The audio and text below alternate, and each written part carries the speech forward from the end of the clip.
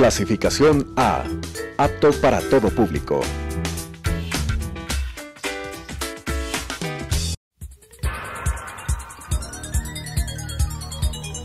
Las opiniones vertidas en este espacio por la producción y dirección del programa son de exclusiva responsabilidad de sus autores y de quienes intervienen en ellos.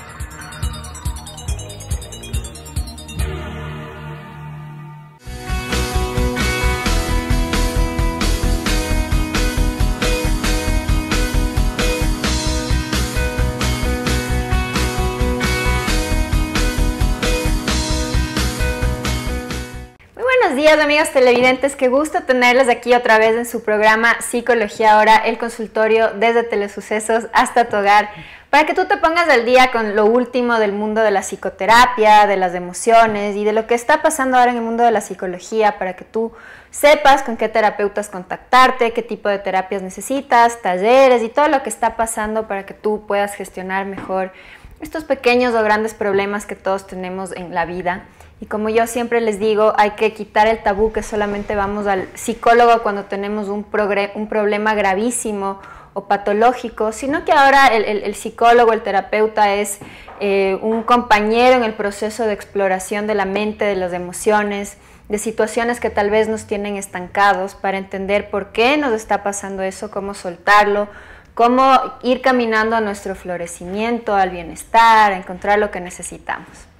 Entonces yo les invito a ver Psicología Ahora todos los días jueves a las 11 de la mañana y el reprise es del domingo a las 5:30, y también nos pueden ver por YouTube poniendo Psicología Ahora Telesucesos, ahora que el internet es lo que más vemos, para que ustedes vean todos los programas que hemos tenido a lo largo de este año y medio, variadísimos temas muy interesantes sobre temas de la niñez, de la familia, la pareja, los adolescentes, trastornos de personalidad, alimenticios y muchísimas cosas más. Así que les invito a que nos vean también en YouTube. Bueno, ahora estamos con el terapeuta psicólogo Daniel Reyes. Él ya nos ha acompañado anteriormente. A mí me gusta invitarlo porque sabe mucho y nos explica muy bien también los temas que hemos conversado acá. Y él estaba comentándome, hizo un masterado de intervención en psicoterapia en Salamanca y estudió también en la Universidad San Francisco. Ha dado clases en la universidad y también da psicoterapia actualmente. Daniel, qué gusto tenerte aquí. Muy buenas tardes. Gracias, Adri. Buenas tardes. Y buenas tardes a tus teleaudientes. Bueno, hoy día queremos hablar sobre el divorcio. Hemos hablado algunos temas de pareja contigo muy interesantes y creo que este tema es de gran importancia porque, bueno, los estudios mencionan que acá en el país hay más divorcios que matrimonios, ¿no? O sea, la gente se está divorciando más que casándose. Entonces va en aumento el porcentaje de divorcios.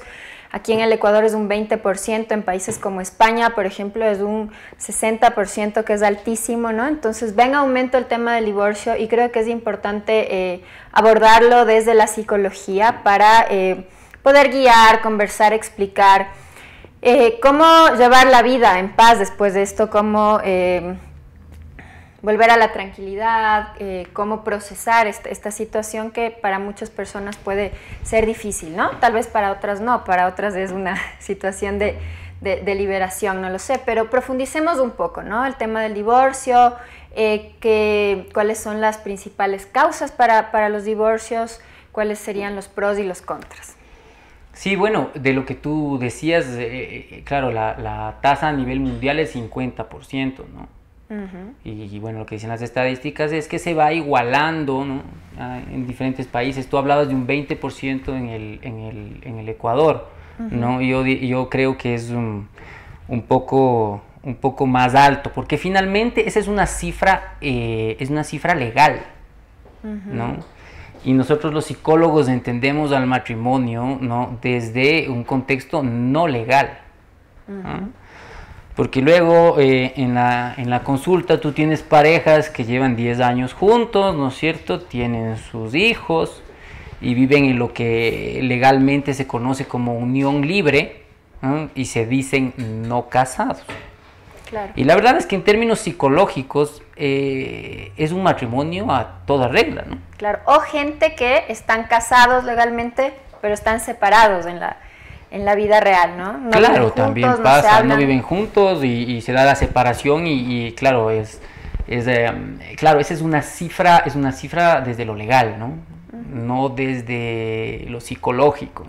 Ahora, claro, esta es una cifra que va en aumento porque, como tú sabes como psicólogo, los paradigmas de las relaciones de pareja han cambiado mucho.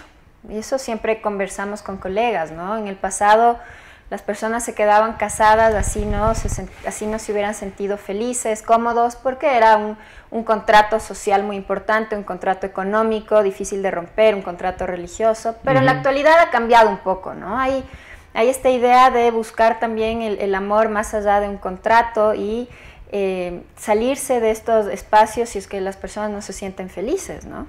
Sí, y hace un momento tú hablabas me preguntabas cuáles eran las principales causas, ¿no? De los divorcios, y eso claro, si se hace un estudio a nivel sociológico, pues, y psicosocial, pues aparecerán la infidelidad, la incompatibilidad de caracteres,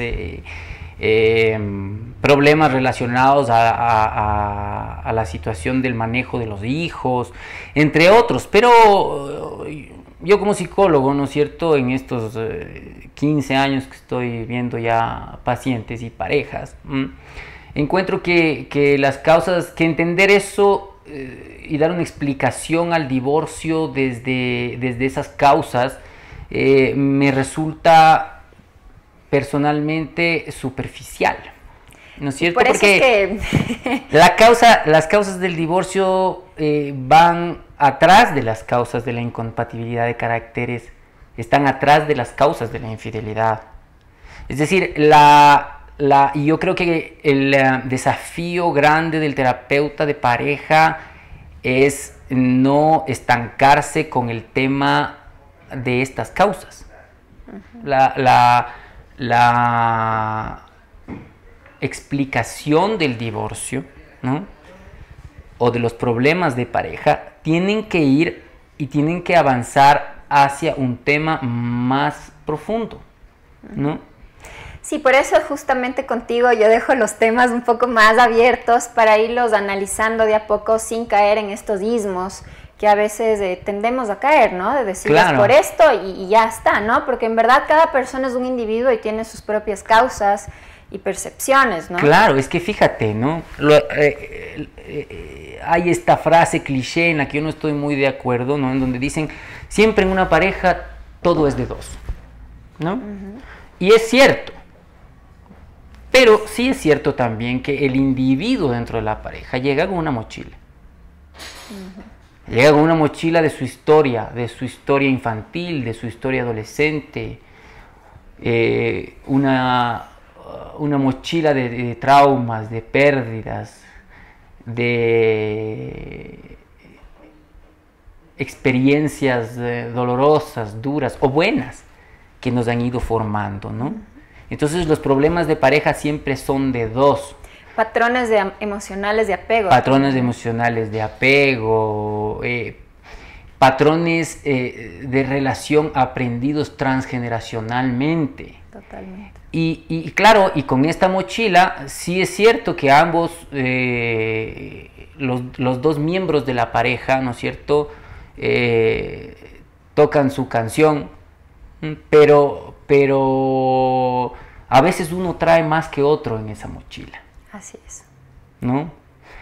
Y el tema es poder trabajar con esa mochila, ¿no? Ya te estoy hablando antes del divorcio, ¿no?, en la terapia de pareja, es poder trabajar con esa mochila para que la pareja sea el escenario en donde el individuo resuelve su trauma. Claro, me acuerdo en una entrevista anterior hablábamos de lo interesante que es la pareja porque te permite autogestionar tus propios problemas emocionales, porque al final el otro es un espejo, ¿no? Entonces se da la oportunidad, bueno, y con Esteban Lazo también hablábamos aquí en el programa de crecer a través de este vínculo que lo hace sumamente significativo, ¿no? Sí, y crecer en el conflicto del vínculo. Porque finalmente, ¿no es cierto?, el escogitamiento de pareja no es un escogitamiento sano. El escogitamiento de pareja, y a veces cuando yo hablo de esto en alguna clase o en alguna charla o entre colegas, ¿no?, me quieren asesinar, ¿no? Yo, a veces un poco en sorna y un poco en serio he dicho que uno escoge la pareja desde el trauma. Así es, desde la neurosis. Traumas complementarios, ¿no es cierto? Y entonces, claro, ahí los que se van a casar muestran una mueca de decepción y de desamparo, ¿no es cierto?, frente a la situación, pero no es cierto, no es malo eso. Ajá. Porque, claro, el otro, al tener un trauma complementario al tuyo, apela a ese trauma y aparece el conflicto. Y es en ese conflicto en donde tú puedes crecer. Creo que por eso es tan importante la terapia. Sí. Y me porque parece... si no hay un tercero, difícilmente te ayudará a ti a entender qué trae tu mochila. Y saber qué es lo que te pasa. Ahora, esto es bellísimo, ¿no? Porque, claro, hay esta idea de que, bueno, la pareja feliz y vivieron juntos por siempre, la princesa se casó con el príncipe y se acabó el cuento, ¿no? ¿Y qué pasa después, no? Ahora, es súper significativo este crecimiento a través de las dificultades pareja y el conflicto. Ahora, cuando ya no se pudo, cuando se llegó a un límite y esto se acaba, ¿no es cierto? Aquí vendría el tema, ¿cómo manejarlo, no? Es decir, yo creo que en la actualidad el tema del divorcio ha ido cambiando y ya no es un tabú como pudo haber sido hace 50 años, ¿no? Una persona que hace 50 años se divorciaba era vista de una manera extraña, socialmente, bueno, había... Los niños, hijos de padres divorciados, exacto, eran segregados a cierto punto o estigmatizados independientemente de que presenten dificultades o no. Exactamente. Ahora, ventajosamente, por un lado, en la actualidad se van cayendo estos paradigmas y empieza a haber otra visión del divorcio, ¿no? Sin embargo, no deja de ser doloroso para muchas personas. Pero por supuesto, es una pérdida, ¿no? Exacto, desde esta perspectiva de duelo, de fracaso de un proyecto, de la separación de alguien con quien se ha compartido mucho, y de eso queremos hablar hoy, ¿no? Y de la separación de los hijos también. Exactamente. Porque uno de los miembros de la pareja pues tendrá que alejarse de los hijos, ¿no? Ahora, vamos a hablar brevemente, bueno, con hijos y sin hijos, ¿no? Empecemos sin hijos, o sea, cómo gestionar una separación en una relación en donde, bueno, hubo mucha ilusión, hubo todo el ritual de casamiento, las familias se unen, ¿no? Hay también una cercanía con la familia política porque se comparten navidades o en los cumpleaños, etcétera. ¿Cómo gestionar la separación para que la persona pueda superarlo, pueda manejarlo desde la salud, ¿no? Bueno, al ser un duelo, ¿no?, a veces tiene que haber un duelo. A veces a mí me gusta un poco metafóricamente y para graficar el proceso, me gusta compararle con un duelo que uno hace con un miembro de la familia que ha muerto, por ejemplo, ¿no? Las cosas tienen su lógica, ¿no? Uno va, ¿no es cierto? Le avisan que ha muerto, ¿no es cierto? Hay un primer impacto, muchas veces hay negación, ¿no es cierto? Muchas veces hay un aislamiento de emociones como mecanismo de defensa. Luego más adelante se comienza a asimilar la pérdida. En términos prácticos, bueno, vas al velorio, ¿no es cierto?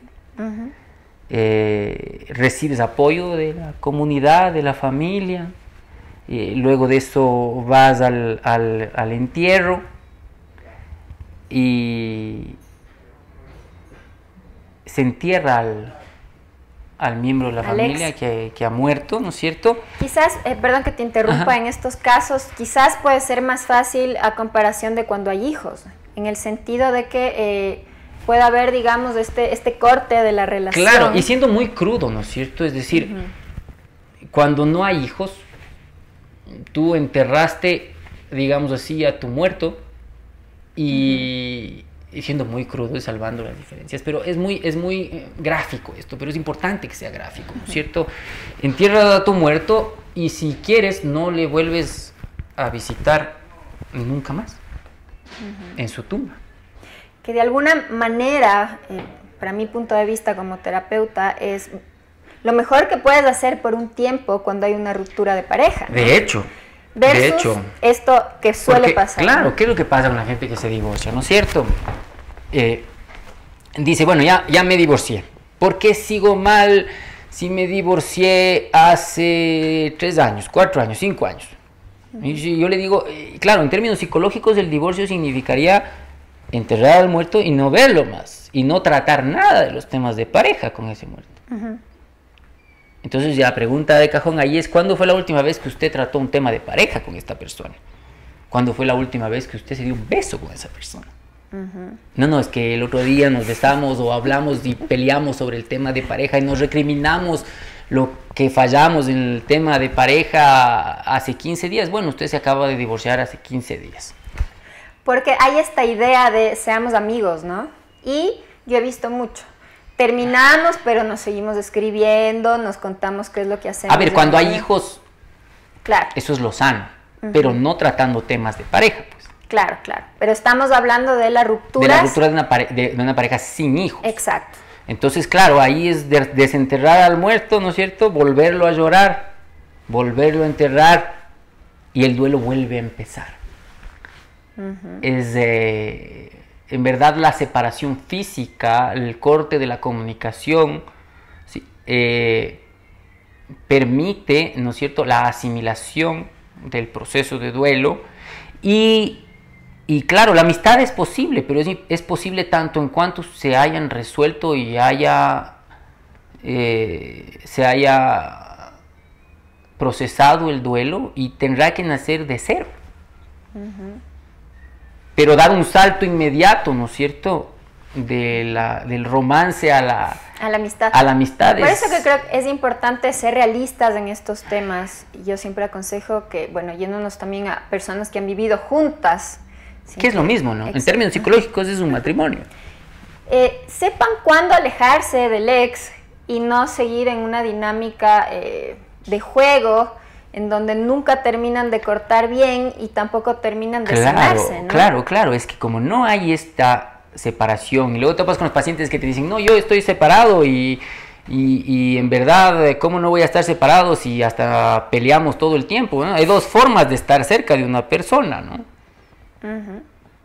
Desde el amor o desde la bronca, ¿no? O sea, la separación real se da cuando no hay ni encuentros románticos ni bronca, ¿no? Por temas, sobre todo por temas de pareja, ¿no? Ahora, Dani, el tema de el matrimonio como símbolo, ¿no? Hay muchas personas que, bueno, yo ya no le quería, no nos llevábamos bien, pero me duele haber fracasado en mi proyecto, en la ilusión que le puse, en todo lo que le apostamos juntos, ¿no? ¿Cómo manejar esta frustración que va más hacia el tema del fracaso, ¿no? Claro, es una pérdida también. Y muchas veces es una pérdida aparte de la pérdida del otro, ¿no? Tú estás llorando la pérdida de tu pareja, estás llorando la pérdida del proyecto y estás llorando la pérdida el tipo de la convivencia con los hijos. O sea, no estás llorando una sola cosa, ¿no? Porque después viene la amiga y le dice, amiguis, ¿no? ¿Por qué estás llorando si tú ya no le querías, ¿no? Estás llorando porque había un proyecto. Un proyecto que se derrumbó. Y bueno, lo primero es entender que eso es lo que pasa. Que hay que procesar esa pérdida también. ¿No? Entonces, claro, y hay que entender también que en el proceso del divorcio se abordan, en principio, ¿no es cierto?, se abordan temas que tienen que ver con la pareja, ¿no? Y luego se abordan temas ya de corte más personal, de la vida personal, infantil, adolescente, del presente, de su esquema para entender la vida de los pacientes, porque finalmente también eso, ¿no es cierto?, coadyuvó para que el divorcio se dé, ¿no? Ahora, es doloroso, ¿no? Eso es doloroso. Pero el divorcio, perdóname que te interrumpa, Adri, el divorcio como el matrimonio también es un proceso de aprendizaje, ¿no? Y si un paciente, ¿no es cierto?, una persona no se divorcia para crecer, ¿para qué se divorcia? Y si no se casa para crecer, ¿para qué se casa? siempre estamos creciendo, ¿no? No siempre. Y cuando el desarrollo se estanca, ¿no? Tú sabes que el desarrollo psicosocial de los seres humanos no para nunca, ¿no es cierto? Cuando el desarrollo psicosocial se estanca, viene lo patológico. Y en esto, pues los terapeutas cumplimos una función muy importante, porque es un tercero que facilita el desarrollo personal, ¿no?